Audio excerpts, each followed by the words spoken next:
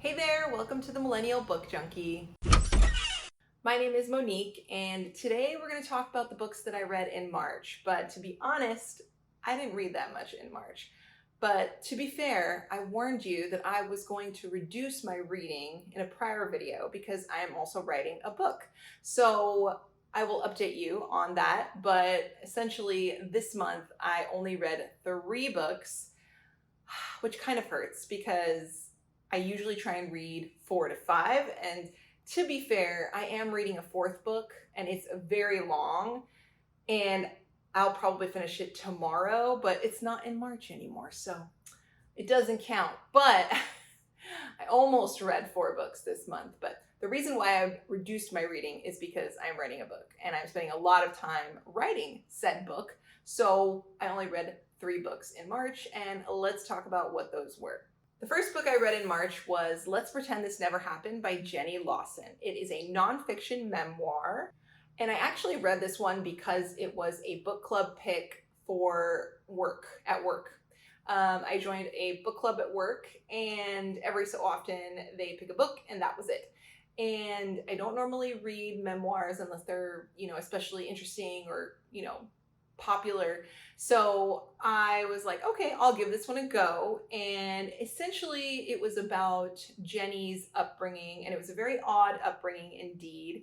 And just kind of like how she went from growing up in Wall, Texas, I think it was Wall, Texas, and growing up around a lot of animals, a dad who was very interesting.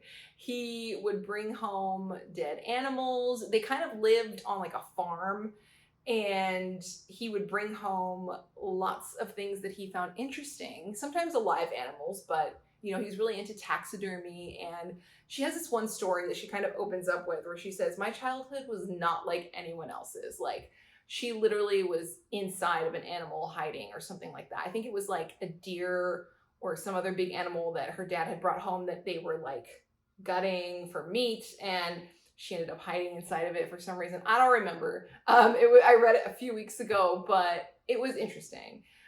She then talks about kind of her life, her upbringing, going through puberty and just like mental kind of anxiety, and she actually had a lot of social anxiety too, which she talks about. But she kind of just talks about where she went from her upbringing, from being like this young little girl in Texas to growing up, finding love, getting married, having a kid.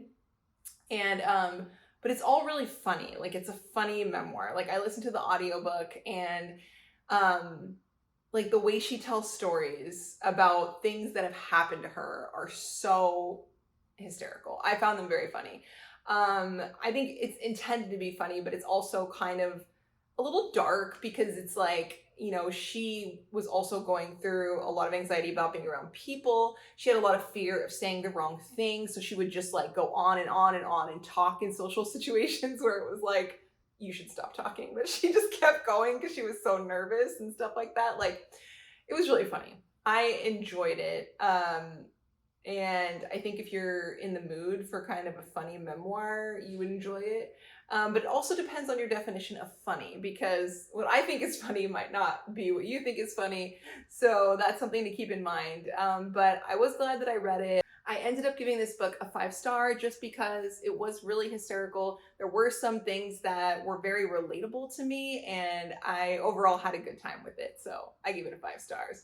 I will say though, the audiobook is much more entertaining because she kind of sings the chapters. She'll be like, Chapter 5, the time when I got bit by a rattlesnake, or something weird like that. It's interesting. I enjoyed it. So anyway, that was the first book that I read in March. The second book I read in March was Long Bright River by Liz Moore, and I liked this book a lot more than The God of the Woods, which I also really liked. But I read this book because they made this book into a series on Peacock, available now, and I really wanted to compare the series with the book. So I did that, but the book was better. And I created a video on that, which I will link. But essentially this book is about 2 sisters, Mickey and Casey. Mickey is a cop, and her sister is unfortunately struggling with addiction. and she's also a sex worker, and she's living on the streets. And Mickey is really worried about her little sister Casey, who unfortunately is not doing so well. And Mickey is a cop, like I said, and she actually, her department starts seeing a string of murders happening to women on the Ave, which is like the avenue where all the girls are working and, you know, people are sleeping and, you know, doing drugs and stuff like that. So she starts seeing a string of murders happening on the Ave, and she worries because she hasn't seen her sister Casey out on the streets in a couple months. So she goes on the hunt to try and find her. And so that's essentially what the book is about in a nutshell. She's going to try and find her sister who has gone missing, and she taps her partner, her old ex-police partner, Truman Dawes was his name in the book, to help her find her sister. And he was out on an injury. He got injured on the force, and then so she uses him to help her. She also has a little boy named Thomas, and so she's trying to be a parent, and she's trying to also find her sister. And so we kind of go back and forth in the book between the current present reality of her being a cop trying to find her sister, and then like also going back to their upbringing. And unfortunately, they both lost their parents to drug addiction, and they're left growing up with their grandma, basically, who isn't the nicest to them. You know, the grandma is actually mourning her losing her daughter, the mom that died of drug addiction. And so Mickey and Casey kind of have, you know, an upbringing that isn't so great. You know, their grandma is, you know, harsh on them. And so I think that's also leads to why Casey just kind of like starts drinking at a young age, starts doing drugs, stuff like that. And then Mickey, the older sister, is always trying to do the right thing. That's why she becomes a cop and all this stuff. So really, really interesting book. I gave it 5 stars. I loved it because there is a twist, multiple twists in this book that I did not see coming. I didn't even think there was going to be any weird shockers. There were a couple weird shockers in this one, and I really, really was here for it. And I'm also, like I said, I gave a review of this too, but like, I'm a big sister, so I really resonated with Mickey on this journey because she was always just trying to look out for her sister, and I totally resonate with that. So I really liked this book. I cried, and I watched the TV show, and I also cried because I'm a sap. So really liked it, and I really like Liz Moore. I like her writing, and even though her books are longer than I typically read, I just really enjoy them. They go by fast for me, and I haven't found an author that I liked as much as I liked authors when I was a kid in a long time. Like when I was a kid, I really liked V.C. Andrews. I just bought everything V.C. Andrews. I read all of her books. And now that I'm reading as I'm older, I haven't really found an author that I'm like obsessed with like I was with V.C. Andrews growing up. But Liz Moore is rapidly becoming one of my favorite authors just because she touches on everything I I love. Like you've got literary fiction, but you've also got like cop detective work and like mystery. So it's kind of got like a little bit of a thriller element to it. So I like that. I kind of like literary thriller horror type books.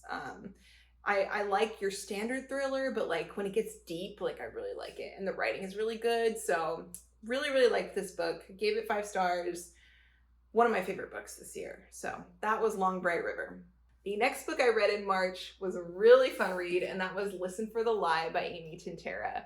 And I actually read this, or I listened to this book on audio. And if you haven't yet, that's the best way to read this book because it reads like a true crime podcast, or it sounds like a true crime podcast when you listen to the audio.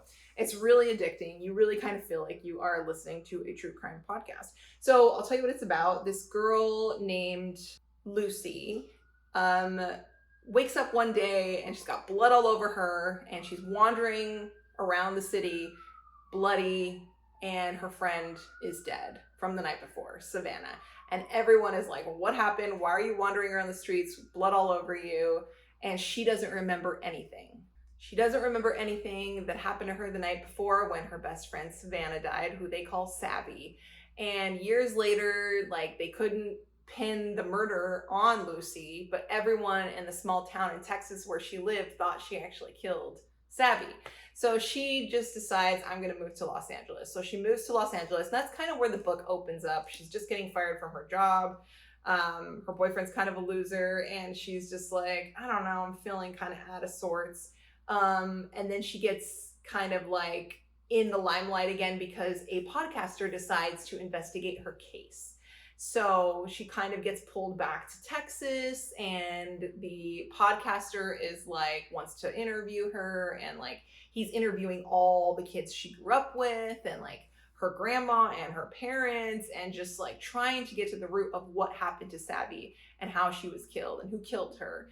So that's basically what the book is about, and it's really good. Like I said, it's like listening to a true crime podcast. I really liked the characters.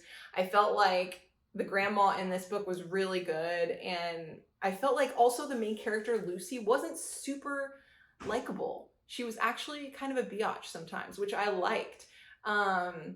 She wasn't super nice. You know, she was kind of just like little attitude, little sass. Like she wasn't like your basic female protagonist that sometimes it's just like, oh, really nice and like like people pleasing. Like, no, she was just a little like rough around the edges, and I kind of liked that. And then the podcaster guy was interesting. What I liked about the podcaster guy was basically like, I don't know, he was just trying to get to the root of what happened. So I liked him. And the parents, oh my gosh, I mean, you have to read it, but the parents, the mom and the dad, they just don't seem very supportive of Lucy. And I loved this book. And I will say, I'm very happy to say that I did guess who the killer was, like a little more than halfway. And I was very happy about that because sometimes you can just tell, you know. I also met Amy Tintera at a book event recently, which I also shared a video of, which I can also link. But she signed this book. Like I said, I listened to the audio, but I bought the book and she signed it. So I was very happy about that. It's funny, my name, it looks like it says Marissa, but it's Monique. But yeah, I was really excited to buy the physical copy and have her sign it. And she was really nice. It was like a walking book club event. That was really cool. And yeah, I really enjoyed it. Really, really good one. And then I told a couple people about it. They read it. They loved it. So if you haven't, you should read it. 5 stars from me. Very easy to listen to. Probably in a day, you'll probably get addicted and hooked. It's a very, very good book. I really liked it. So that's it for March. Like I said, I am currently writing my own book. So I am 17,000 words in. So every morning I am spending an hour, sometimes an hour and a half, writing, dedicated to the craft.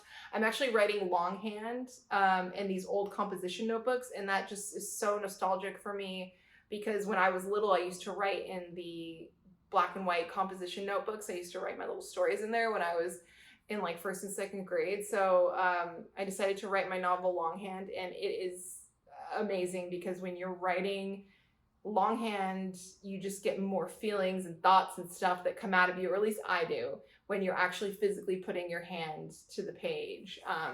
And I find that I'm more connected to the story that way too. It's really, really interesting. So I'm really enjoying it. Like I said, 17,000 words in, and that is the most that I have ever written ever. I usually stop around 5,000, sometimes 10,000 words, but I am going for it. And so that is why this month I only read the 3 books, but I am reading a 4th that I will probably finish tomorrow. Right now I'm filming this on April 1st.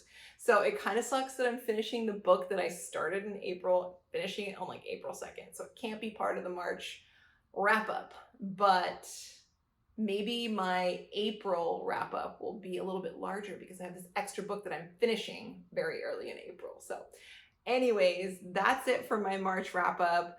Like and subscribe if you like this content. I'll keep you updated on how the writing goes, and I will talk to you guys later. Bye.